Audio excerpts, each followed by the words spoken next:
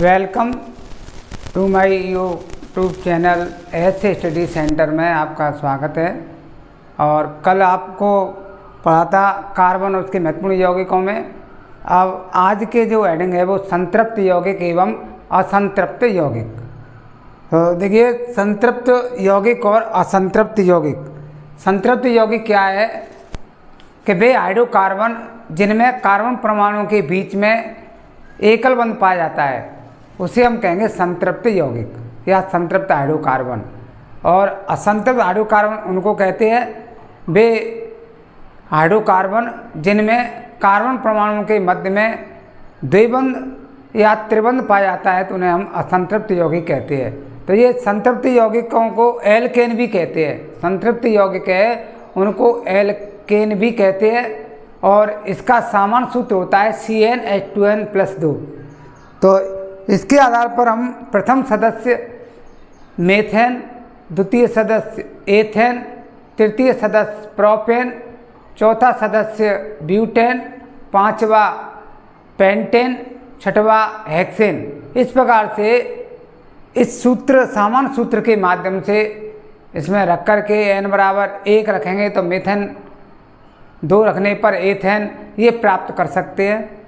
और जो संतृप्त यौगिक होते हैं इनको हम एल्केन भी कहते हैं क्योंकि इनमें कार्बन परमाणु के मध्य में केवल एकल बंध पाया जाता है। दूसरा है असंतृप्त यौगिक।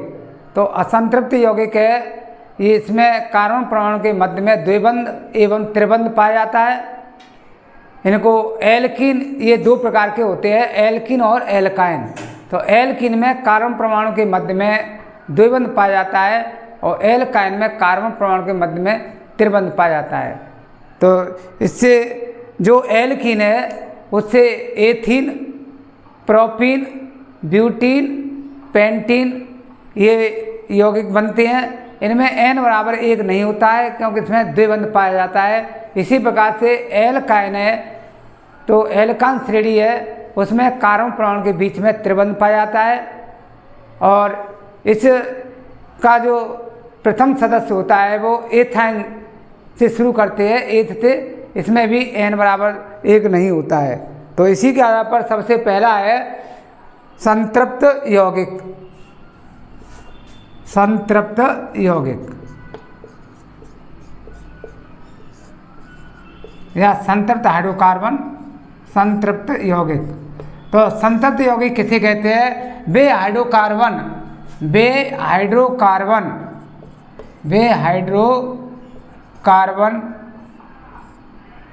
जिनमें कार्बन परमाणुओं के बीच कार्बन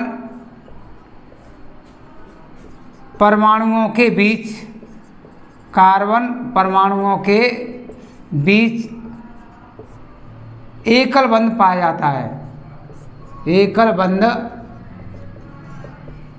पाया जाता है उसे संतृप्त यौगिक कहते हैं। उसे संतृप्त यौगिक कहते हैं। तो संतृप्त यौगिक किसे कहते हैं? यानी वे हाइड्रोकार्बन यौगिक या वे हाइड्रोकार्बन जिनमें कार्बन परमाणुओं के बीच एकल बंध पाया जाता है तो उसे हम संतृप्त यौगिक कहते हैं। और इन्हें एल्केन भी कहते हैं। इन्हें एल्केन भी कहते हैं। इसको एल्केन नाम भी दिया जाता है, इन्हें एल्केन भी कहते हैं। और इनका सामान्य सूत्र CnH2n+2 होता है। और इसमें कार्बन परमाणुओं के बीच में इसमें कार्बन के बीच एकल बंध पाया जाता है। एकल बंध पाया जाता है। तो ये संतृप्त यौगिक होते हैं जिनमें कार्बन परमाणु के बीच में एकल बंध पाया जाता है। इनको एल्केन भी कहते हैं। और एल्केन का सामान्य सूत्र होता है CnH2n+2। तो अब इसके आधार पर इसके कुछ उदाहरण हैं संतृप्त यौगिकों में एल्केन के। एल्केन का नामकरण। अगली हेडिंग में एल्केन का नामकरण।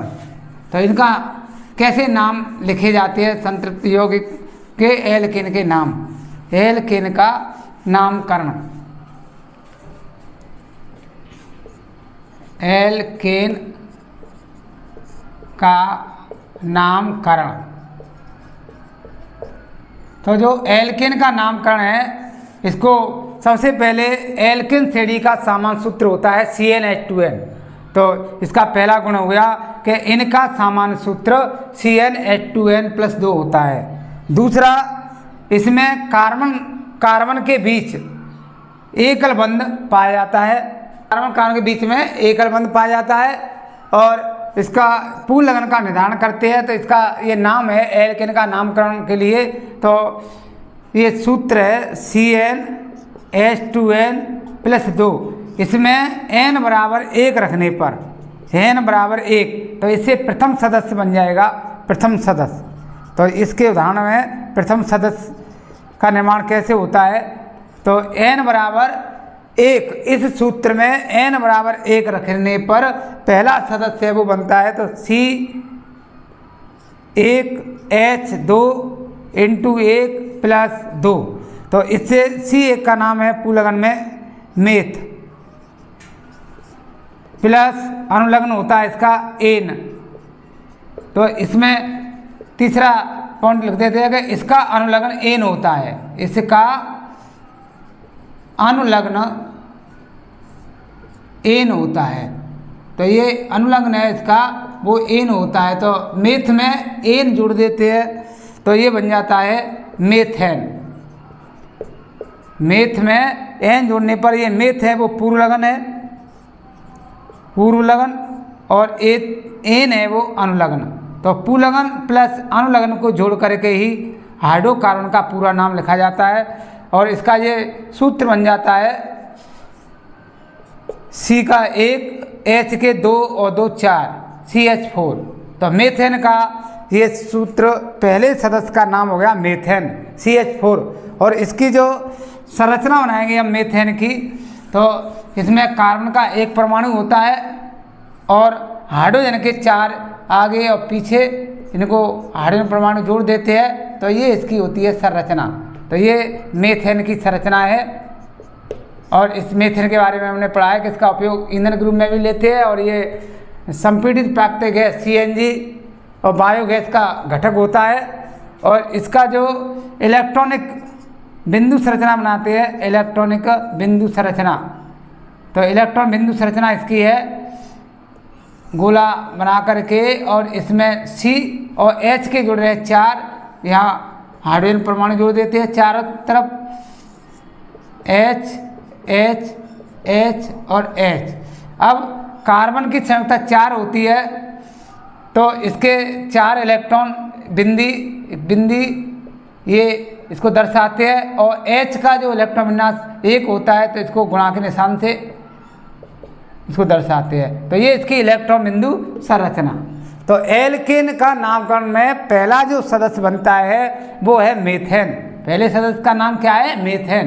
तो मेथेन की जो उत्पत्ति हुई है वो इस सूत्र के द्वारा, ये सामान्य सूत्र होता है एल्केन श्रेणी का CnH2n+2। तो CnH2n+2 में n बराबर 1 रखने पर मेथेन पहला सदस्य बन जाता है मेथेन। और मेथेन की ये संरचना है CHH एकल बंध और इलेक्ट्रॉन बिंदु संरचना इस तरीका से है।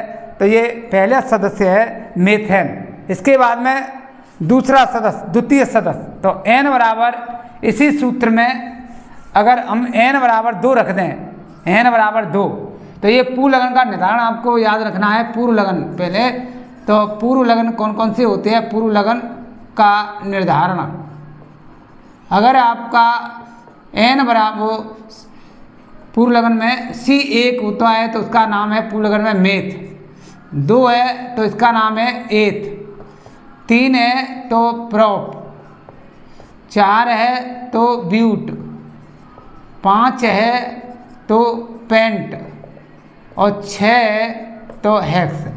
तो इस प्रकार से पूर्व लगन का निर्धारण, ये आपको नोट याद करने हैं कि कार्बन की संख्या 1 हो C1 तो उसका नाम होगा मेथ, C2 का नाम एथ, C3 का नाम प्रोप, 4 का नाम ब्यूट, 5 है तो पेंट, 6 है तो हेक्स, 7 है तो हेप्ट, 8 है तो ऑक्ट, 9 है तो नॉन और 10 है तो डेक। तो हमें 6 तक ही याद करने हैं ये पूर्ण लगन। और इस पूर्ण लगन में हम जोड़ देते हैं अनुलग्न, और अनुलग्न इस एल्किल श्रेणी का होता है एन। तो अगर इसमें हमने एन जोड़ दिया तो इसका नाम हो जाएगा मेथेन। तो एथ में जोड़ दिया एन तो एथेन बन गया, प्रोप में जोड़ दिया तो प्रोपेन बन गया, ब्यूट में जोड़ दिया एन तो ब्यूटेन, पेंट में जोड़ दिया तो पेंटेन, और हेक्स में जोड़ दिया तो हेक्सेन। तो इस प्रकार से इन हाइड्रोकार्बन का नाम, तो हमने पहला सदस्य अभी पढ़ा है मेथेन। मेथेन का निर्माण कैसे होता है। अब है दूसरा सदस्य, द्वितीय सदस्य। तो देखिए द्वितीय सदस्य में एन बराबर, और इसी सूत्र में हम रख लेते हैं 2। तो सी की जगह पर सी, एन की जगह पे 2, एच की जगह पे एच, और 2 की जगह पे 2 इंटू एन की जगह पे 2 प्लस 2। अब ये C2 का नाम पूर्ण लगन में क्या होता है, पूर्ण लगन में एथ। तो इसको हम यहाँ पे नाम लिख लेते हैं एथ, प्लस और क्या लिखा जाता है अनुलग्न, अनुलग्न होता है इसका एन। तो एथ है वो तो है पूर्व लगन, पूर्व लगन, प्लस और एन है वो है अनुलग्न। इन दोनों को जोड़ करके और ये पूरा नाम हो गया एथ प्लस एन जोड़ेंगे तो एथेन।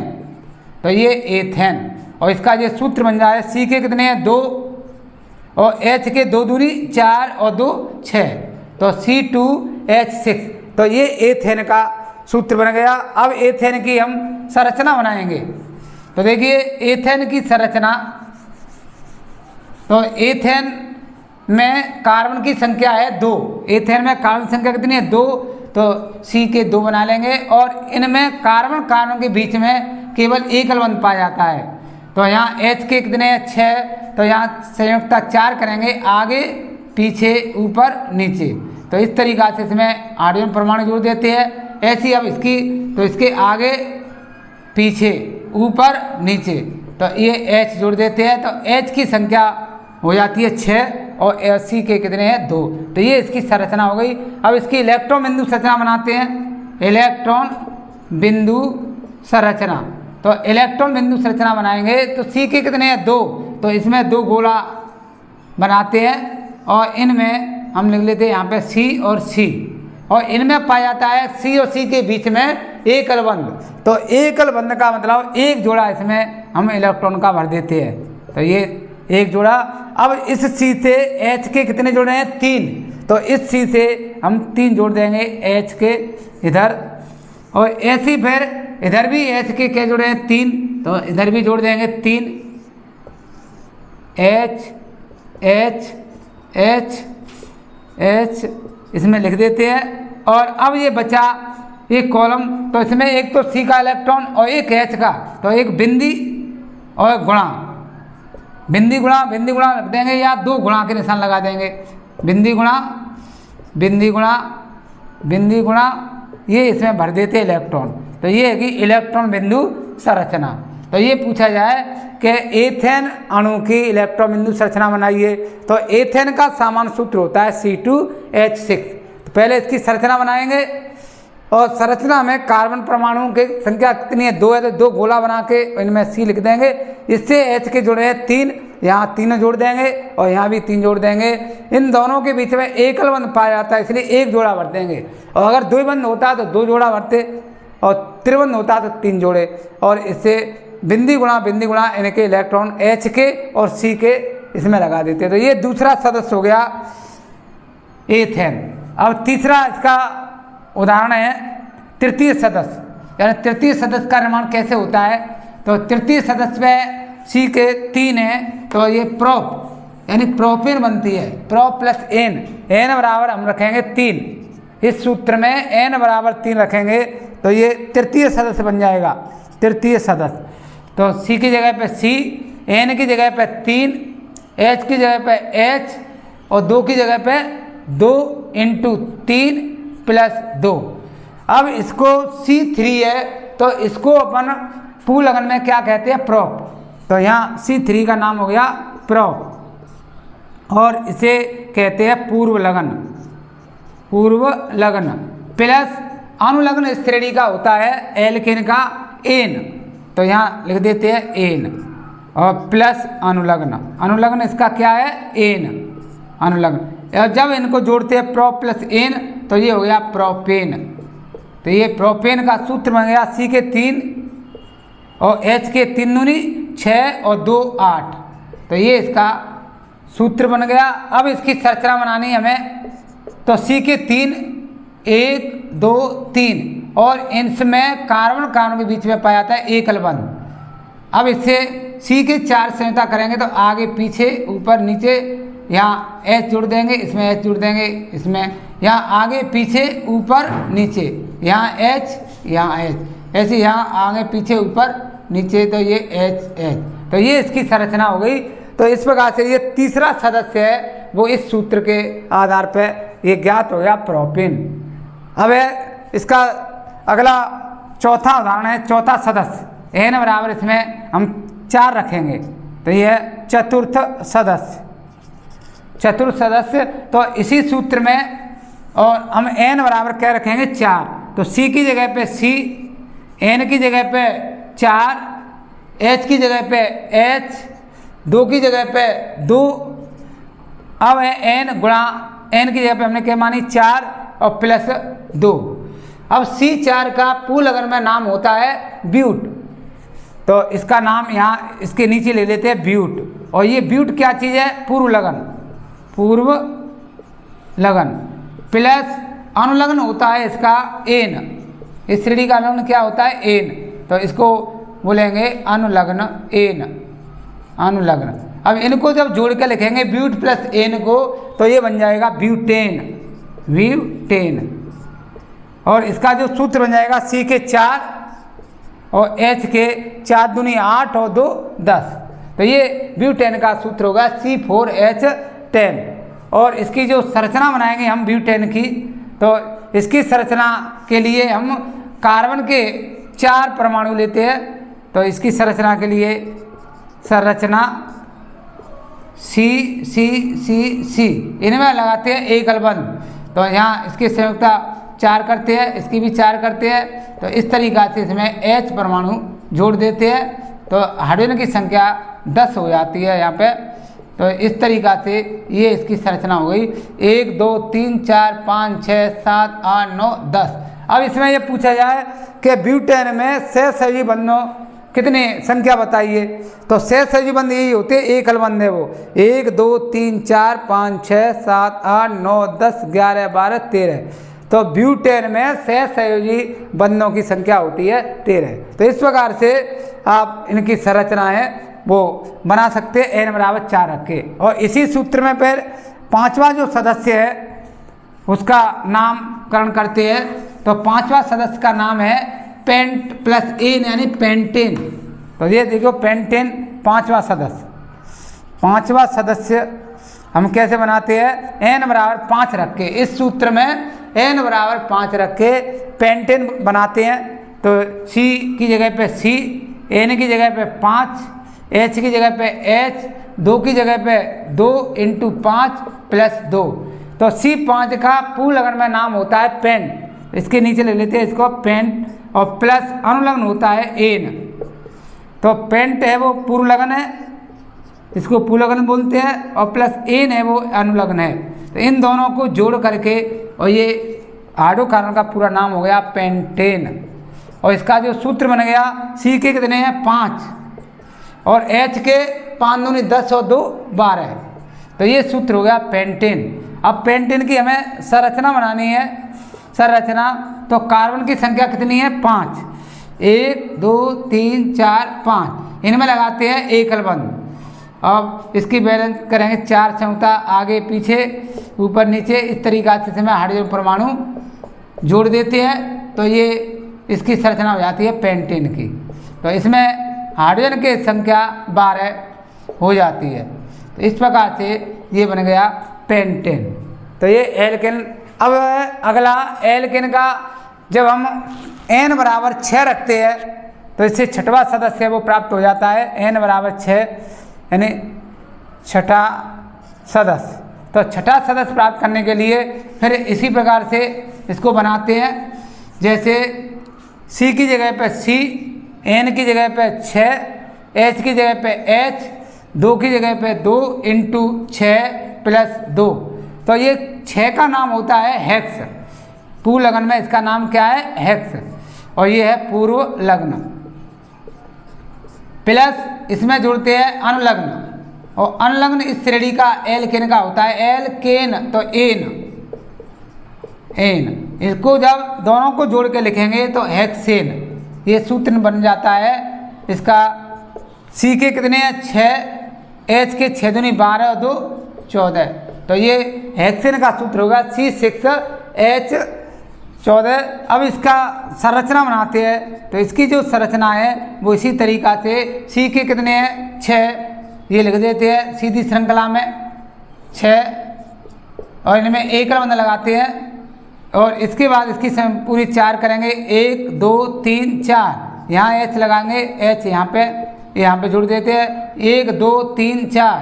तो यहाँ भी है ऐसे, इसकी 1 2 3 4 यहाँ जोड़ देते हैं 1 2 3 4, इसमें 1 2 3 4 और 1 2 3 4। तो इनके जो हाइड्रोजन की संख्या है वो 14 हो जाती है। तो ये संरचना हेक्सेन की। तो इस प्रकार से हम एल्केन श्रेणी है वो संतृप्त हाइड्रोकार्बन में प्राप्त कर लेते हैं। तो ये संतृप्त हाइड्रोकार्बन में का नामकरण कैसे किया जाता है? एल्केन श्रेणी में प्रथम सदस्य का, द्वितीय सदस्य, तृतीय सदस्य, चतुर्थ, पांचवा और छठवां। तो एक तो हम इस सामान्य सूत्र से ज्ञात करते हैं, और एक मतलब इसका जो सूत्र में लिखने हैं, तो इनको देखें कि मेथेन, एथेन, प्रोपेन, इनका हम सूत्र कैसे लिखते हैं। अगर ये इस सूत्र के माध्यम आपको याद नहीं है तो इसको डायरेक्ट भी है, जैसे हमें मेथेन का सूत्र याद करना है, और दूसरा है एथेन, तीसरा है प्रोपेन, और चौथा है ब्यूटेन, पांचवा पेंटेन, छठवा है हेक्सेन। तो अब इनके सूत्र हमें डायरेक्ट लिखने हैं, तो हम इसको डायरेक्ट लिख सकते हैं। ये भी बहुत सरल तरीका है। मेथेन, तो आपको ये ध्यान रखना है कि मेथ के नंबर पर आता है, कार्बन की संख्या कितनी होती है? 1। तो जो ये हाइड्रोकार्बन होते हैं जो कार्बन और हाइड्रोजन से बने होते हैं, इसमें हाइड्रोकार्बन किसे कहते हैं? जो कार्बन और हाइड्रोजन से बने यौगिकों को हम हाइड्रोकार्बन कहते हैं। तो इन सब में कार्बन और हाइड्रोजन पाए जाएंगे। तो इनके आगे हम ऐसे लिख देते हैं सी और H, C H, C H, C H और सी एच। अब देखते हैं कि मेथेन, तो मेथेन है वो पूर्व लग्न में 1 नंबर पर आता है। मेथ किस पे आता है? 1 नंबर पे। तो यहाँ पे कार्बन की संख्या 1, और एथेन किस पे आता है? एथ 2 पे, तो यहाँ 2, ये क्रम से लिख लेंगे। और प्रोपेन, प्रोप आता है 3 पे, ब्यूट आता है 4 पे, पेंट 5 पे, और हेक्स आता है 6 पे। तो इस प्रकार से हम क्रम से 1 2 3 4 5 6। अब इसमें H में कितने परमाणु संख्या आएगी? तो देखिए इस श्रेणी में हम क्या करते हैं कि कार्बन के दुगने में 2 जोड़ने पर, कार्बन के दुगने, तो कार्बन के 1 है तो 1 के दुगने 2 हो गए, और इसमें 2 जोड़ देंगे तो क्या हो गया? 4। तो इस प्रकार से ये सूत्र बन गया मेथेन का CH4। ऐसे मतलब एथेन का सूत्र बनाना है, तो यहाँ कार्बन के 2 है, तो इस दुगने में 2 जोड़ने पर, इसके दुगने करेंगे तो 2 और 2 4 हो गया, और 4 में फिर 2 जोड़ देंगे तो क्या हो गया? 6। तो ये हो गया एथेन का सूत्र C2H6। ऐसे प्रोपेन का सूत्र में बताना है, तो इसमें कार्बन की संख्या कितनी है? 3। तो कार्बन के दुगने में 2 जोड़ेंगे, तो इसके दुगने 3 के 6 और 2 जोड़ देंगे तो 8। तो ये हो गया C3H8 प्रोपेन। ऐसे ब्यूटेन का सूत्र बनाना है, तो कार्बन की संख्या 4 है, तो इसके दुगने करेंगे तो 8, और दुगने में 2 जोड़ेंगे तो 10। तो ये C4H10 ब्यूटेन। ऐसे पेंटेन का सूत्र बनाना है, तो कार्बन की संख्या 5, और इसमें मतलब हम दुगने तो 10 और 2 जोड़ेंगे तो 12। ऐसी हेक्सेन में C के 6, तो इसके दुगने करेंगे तो 12 और 2 जोड़ देंगे तो ये 14। तो इस प्रकार से ये डायरेक्ट मतलब कार्बन के दुगने करने पर हाइड्रोजन परमाणु में दुगने कर देते हैं, तो ये सामान्य सूत्र है वो methane, ethane, propane, butane, pentane, hexane बन जाता है इनके, और सूत्र बन जाते हैं। और इनकी संरचना इसके अनुसार ही हमने अभी बताई थी। सी का 1 है, एच के 4 है, तो इसके चारों तरफ एकल बंध लगा करके और इनको हम जोड़ देते हैं। तो इस प्रकार से भी इसको बना देते हैं। तो ये तो एक सीधी शाखित श्रृंखला थी। अब आती है कुछ मतलब शाखित श्रृंखलाएं, जैसे शाखित श्रृंखला में तो देखिए शाखाएं से युक्त हमने पढ़ा था, तो ये है नंबर 1 है। जैसे हमने उदाहरण दिया था 1 नंबर पे cyclo pentane, cyclo hexane, cyclo hexane, तो ये वलय रूप में पाई जाती है। इनकी संरचना एक बेंजीन होती है, एक है बेंजीन, तो इनके बारे में हम अभी पढ़ेंगे बेंजीन। तो ये वलय रूप में पाई जाती है इनकी संरचना। तो सबसे पहले हम बता रहे थे आपको ब्यूटेन के, यानी ब्यूटेन की कितनी संरचना बना सकते हैं ब्यूटेन। तो देखो ब्यूटेन का हमने सूत्र डायरेक्ट याद रखना है। तो ब्यूट के नंबर पर आता है 4 पे, तो कार्बन की संख्या 4, तो हाइड्रोजन की कितनी होगी, कार्बन के दुगने में 2 जोड़ने पर, तो 4 के 8 और इसमें 2 जोड़े जाएंगे 10, तो यहाँ H के कितने हो गए 10। तो ये ब्यूटेन का अणुसूत्र हो गया C4H10। अब देखिए इसकी संरचना बनाते हैं। C के 4 है, तो यहाँ 1 2 3 4 इनमें लगाते हैं एकल बंध, तो इसकी 4 करेंगे आगे पीछे ऊपर नीचे ऐसे लगा देते हैं। इसमें हाइड्रोजन परमाणु जोड़ देते हैं, तो ये हो गया इसके ब्यूटेन की ये संरचना, श्रृंखला के रूप में ये लंबी एक श्रृंखला बनाते हैं। तो अब इसको हम जोड़ कर भी ले सकते हैं। सी का 1 है और इससे सीधे एच के 1 2 3, तो यहाँ H3, फिर एकल बंध C1 है, H के कितने हैं 2, CH2, फिर एकल बंध CH2, फिर एकल बंध CH3। इसका नाम होता है नॉर्मल ब्यूटेन, नॉर्मल ब्यूटेन या एन ब्यूटेन, इसका नाम हो गया एन ब्यूटेन। और अगर इसका दूसरा, इससे हम संरचना 2 बनाते हैं ब्यूटेन से। एक तो बनती है नॉर्मल यानी एन ब्यूटेन, इसको नॉर्मल ब्यूटेन कहते हैं, और दूसरी बनती है आइसो ब्यूटेन, आइसो ब्यूटेन। तो देखो आइसो ब्यूटेन, इसको ज्यों की त्यों उतार लेते हैं। CH3 एकल बंध, यहाँ से एक H जाकर के इस पर जुड़ जाता है, तो यहाँ रह जाता है H, CH। अब यहाँ पर जुड़ गया H, तो यहाँ हो गया CH3, तो इसको यहाँ से उठा करके इसके ऊपर रख देते हैं CH3। अब आगे का बचा है CH3, इसका नाम हो गया आइसो ब्यूटेन, इसका नाम है आइसो ब्यूटेन। बन गई एन ब्यूटेन। एक तो एन ब्यूटेन होता है जिसको नॉर्मल ब्यूटेन कहते हैं। अब एन ब्यूटेन से ही हम बनाते हैं आइसो ब्यूटेन। तो ये एन ब्यूटेन का सूत्र था CH3 CH2 और CH3, तो इसका नाम है एन ब्यूटेन। इसका नाम क्या है एन ब्यूटेन। अब इससे आइसो ब्यूटेन बनानी है, इसको ज्यों की त्यों उतार लेते हैं CH3 एकल बंध, इसमें से एक H जाकर के इस पर जुड़ जाता है, तो यहाँ रह जाती है CH, और यहाँ CH रह गई और यहाँ पर जुड़ गया H, तो CH3, और इसको यहाँ से उठा करके इसके ऊपर रख देते हैं CH3। अब इसके आगे जो बचा है उसको उतारते हैं, तो आगे एकल बंध CH3, इसका नाम हो गया आइसो ब्यूटेन। तो इस प्रकार से हम ब्यूटेन के 2 संरचनात्मक समायब बना सकते हैं। तो ये पूछा जाए कि ब्यूटेन की हम कितनी संरचना बना सकते हैं, तो 2 एन ब्यूटेन और आइसो ब्यूटेन। इसी प्रकार से पेंटेन है, तो इसी प्रकार से देखो पेंटेन का पेंट है वो कै पे आता है 5 नंबर पर। कार्बन की संख्या कितनी होती है 5। तो इसमें मैंने बताया था कि कार्बन के दुगने में 2 जोड़ने पर, तो यहाँ हाइड्रोजन की संख्या कितनी हो जाएगी 5 के दुगने 10, और इसमें 2 जोड़ेंगे तो 12। पेंटेन का सूत्र हो गया, और सूत्र है C5H12। तो इसकी संरचना बनाते हैं। C के कितने हैं 5, 1 2 3 4 5, इनमें एक बंध लगाते हैं और फिर इसकी 4 करते हैं, तो 1 2 3 4 1 2 3 4 1 2 3 4 1 2 3 4 1 2 3 4, इनमें जोड़ते हैं हाइड्रोजन परमाणु। तो इस तरीक़ा से यहाँ H के 12 हो जाएंगे और C के 5 हो जाएंगे। तो ये इसकी संरचना हो गई।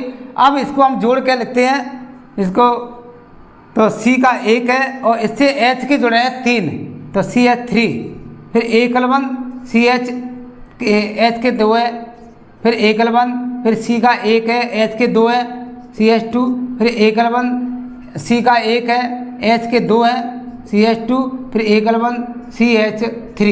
इसका नाम हो गया नॉर्मल यानी N पेंटेन। इसका नाम क्या होगा? पेंटेन। तो हम पेंटेन की 3 संरचना बनाते हैं। पेंटेन की हम कितनी संरचना बना सकते हैं? 3, और उनके 3 के नाम है। एक तो बनता है यानी N पेंटेन, N पेंटेन, और दूसरा बनता है मतलब आइसोपेंटेन, आइसोपेंटेन, और तीसरा बनता है नियोपेंटेन। तो ब्यूटेन की तो हम 2 ही बना सकते हैं केवल, यानी N ब्यूटेन और आइसोब्यूटेन, और जबकि पेंटेन की हम 3 संरचना बना सकते हैं, N पेंटेन, आइसोपेंटेन और नियोपेंटेन। तो N पेंटेन तो ये सीधी सागर श्रृंखला हो गई। अब इससे हम बनाएंगे आइसो। तो पहले नंबर पे है उसको हम जो कि त्यों ले लेते हैं। तो देखो इसके किस तरीक़ा से इसको बनाएंगे।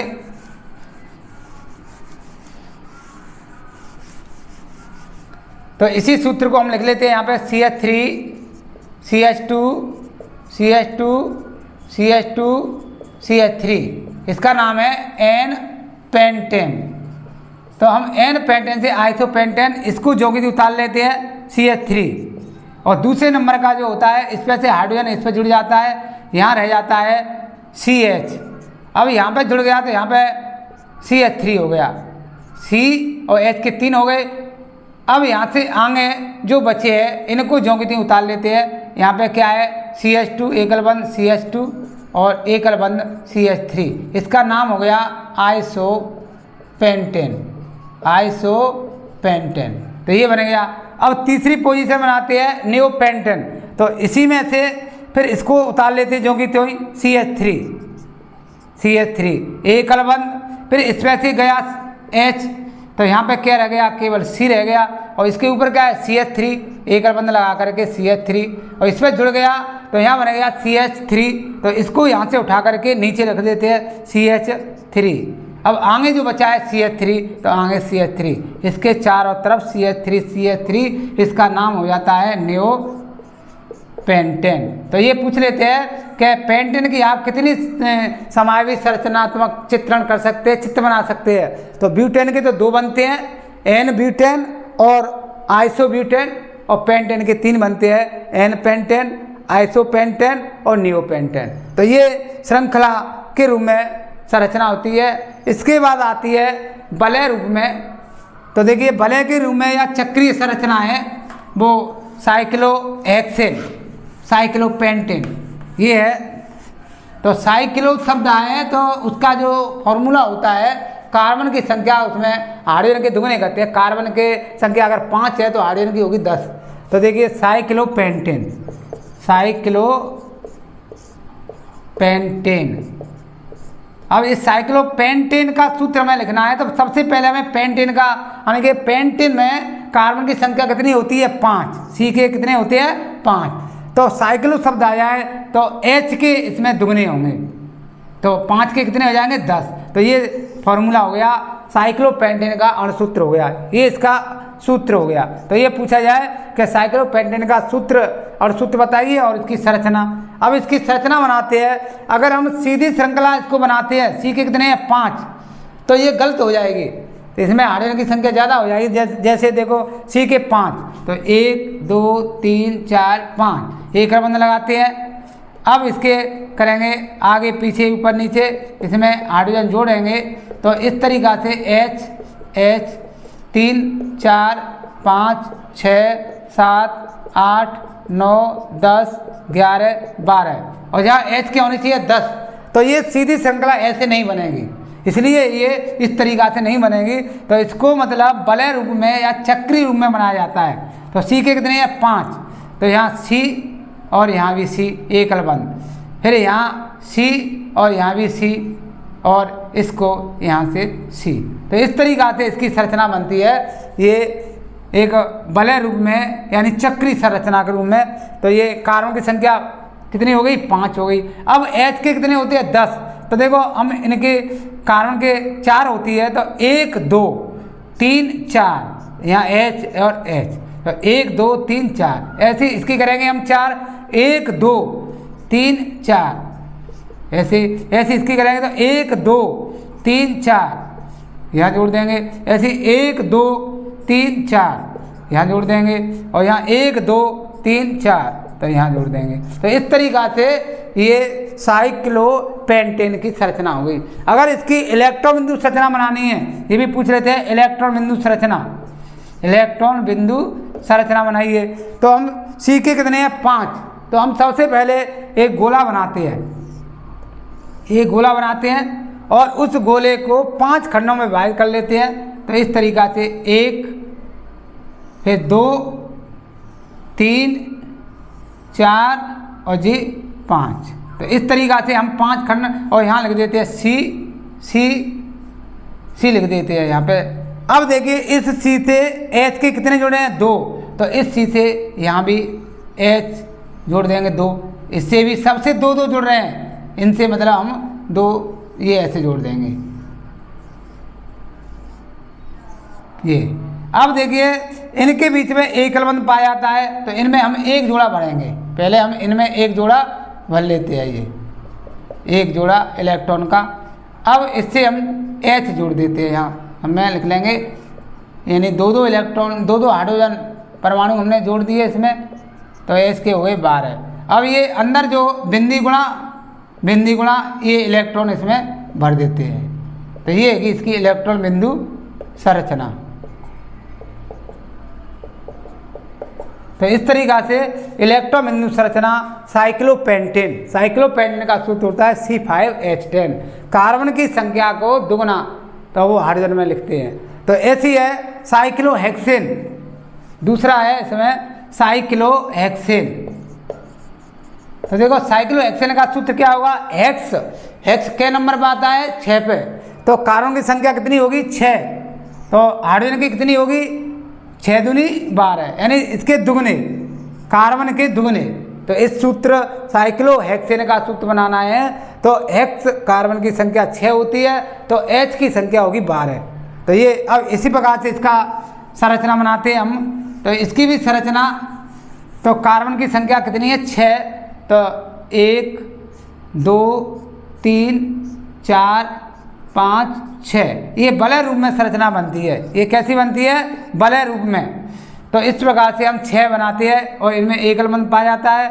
अब देखिए इसकी 4 करेंगे, तो 1 2 3 4 इसमें जोड़ देते हैं H, 1 2 3 4, यानी सब पे 2 2 हाइड्रोजन के परमाणु जोड़ देते हैं। इससे ये हाइड्रोजन परमाणु जोड़ देते हैं। तो ये हुई साइक्लोहेक्सेन की संरचना। अब साइक्लोहेक्सेन की हम इलेक्ट्रॉन बिंदु संरचना बनाते हैं। तो इसी प्रकार से इलेक्ट्रॉन बिंदु संरचना है कि एक गोला बनाते हैं, और इस गोले के हम 6 भाग कर लेते हैं, यानी 1 2 3 4 5 और जी 6, और यहाँ पे लिख देते हैं C, इसमें कार्बन परमाणु लिख देते हैं C, और इनमें एकल बंध पाया जाता है, इसलिए एक जोड़ा इसमें भर देते हैं, एक जोड़ा एक भर देते हैं इसमें। अब देखिए C से H के कितने जोड़े हैं? 2। इससे भी 2 जोड़ रहे हैं, सबसे 2 2 जोड़ रहे हैं, तो 2 इससे जोड़ देते हैं, 2 ही सभी से मतलब 2 2 हाइड्रोजन परमाणु जोड़ देते हैं। तो ये हो जाती है इलेक्ट्रॉन बिंदु संरचना, और इसमें इलेक्ट्रॉन भी भर देते हैं। तो यहाँ पे H लिख देंगे बाहर, H H H H H H, और इसमें बिंदी गुणा इलेक्ट्रॉन भर देते हैं, बिंदी गुणा इस तरीक़ा से ये इलेक्ट्रॉनों को भरा जाता है। तो ये इलेक्ट्रॉन बिंदु संरचना साइक्लोहेक्सेन। तो साइक्लोहेक्सेन की इलेक्ट्रॉन बिंदु संरचना ये वलय रूप में पाई जाती है। एक और इसका उदाहरण है बेंजीन। तो देखो बेंजीन तो ये एल्किन श्रेणी में आती है असंतृप्त यौगिक में बेंजीन। तो ये पूछ लेते हैं बेंजीन का अणुसूत्र, ये भी इम्पोर्टेंट है कि बेंजीन का अणुसूत्र लिखिए, बेंजीन का अणुसूत्र। तो बेंजीन का सूत्र होता है C6H6। अब इसकी जो बेंजीन की हम संरचना बनाते हैं तो इसकी सीधी श्रृंखला नहीं बनती है, क्योंकि सीधी बनाने पर H की ज़्यादा हो जाती है, जैसे 1 2 3 4 5 6, यहाँ पे एकल बंद, यानी इसमें बेंजीन में द्विबंध है, मान लो द्विबंध लगा दिया हमने एक में, तो इससे भी बनाएंगे तो 2 1 3 1 4, 2 1 3 1 4, 1 2 3 4, इस तरीक़ा से इसमें लगाते हैं हाइड्रोजन के। तो 1 2 3 4 5 6 7 8 9 10 11 12, और यहाँ H के होने चाहिए 6, तो ये सीधी श्रृंखला नहीं बनेगी, इसलिए इसको भी हम वलय रूप में बनाते हैं। C के कितने हैं 6, तो 1 2 3 4 5 और जी 6, तो ऐसे वलय रूप में। अब इसमें क्या करते हैं कि यहाँ पे शुरू के में डबल बंद, क्योंकि ये बेंजीन इसमें द्विबंध पाया जाता है, यहाँ एकल बंद, फिर यहाँ डबल बंद एकल बंद, यहाँ डबल बंद यहाँ एकल बंद, तो इस तरीक़ा से। अब इसमें कार्बन की क्षमता 4 है, तो 2 1 3 और 1 4, 2 1 3 और 1 4, इसकी भी 2 और 1 3 और 1 4, 2 1 3 और 1 4, 2 1 3 और 1 4, 2 1 3 और 1 4, तो यहाँ H के 1 2 3 4 5 6, तो ये बेंजीन की संरचना हो जाती है। तो इसमें ये पूछ लेते हैं कि इस बेंजीन के अणु में कितने सहसंयोजी बंध पाए जाते हैं। तो जो एकल बंध है उनको गिनते हैं, 1 2 3 4 5 6 7 8 9, तो इसमें सहसंयोजी बंध होते हैं 9।